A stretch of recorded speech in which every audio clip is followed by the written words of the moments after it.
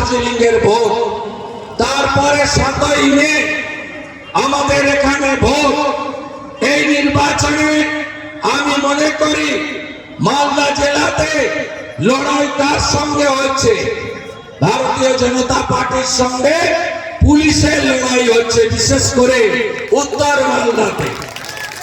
আমি আপনাদের দায়িত্ব নিয়ে বলছি যে ভারতীয় জনতা পার্টি এই নির্বাচনে উত্তর মালদা থেকে 1 লক্ষেরও বেশি ভোটে জিতবে। কোন পুলিশের ক্ষমতা নেই। প্রদীপ যাদব কান খুলে শুনে রাখুন, ঠিকা নিয়েছেন না? প্রাক্তন আইপিএস পরিযায়ী প্রসূন বাবুকে জেতাবেন। এই প্রসূন বাবু একটা গুণের নিধি। যখন দক্ষিণ দিনাজপুরে এসপি ছিলেন, এমন কোনো কাণ্ড নেই যে কাণ্ড উনি করেননি। সিভিকের ভাইরা ভোট দেওয়ার ইচ্ছা আছে নাকি? প্রসূন বাবুকে দুটো প্যানেল 6000 এর আমলে করে যাওয়া। ইনি এত গুণের অধিকারী, শাহজাহানকেও হার মানিয়ে দেবে। তাই দয়া করে এর থেকে আপনারা সবাই দূরে থাকবেন।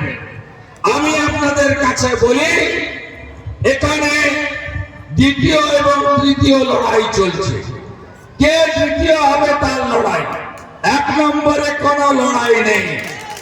1 নম্বরে কোনো লড়াই নেই। নরেন্দ্র মোদীজি 26 তারিখ যখন ওল্ড মালদায় বাইপাসের পাশে আসবে, কয়েক লক্ষ মানুষের সভাতে সেদিনই ভোট হয়ে যাবে।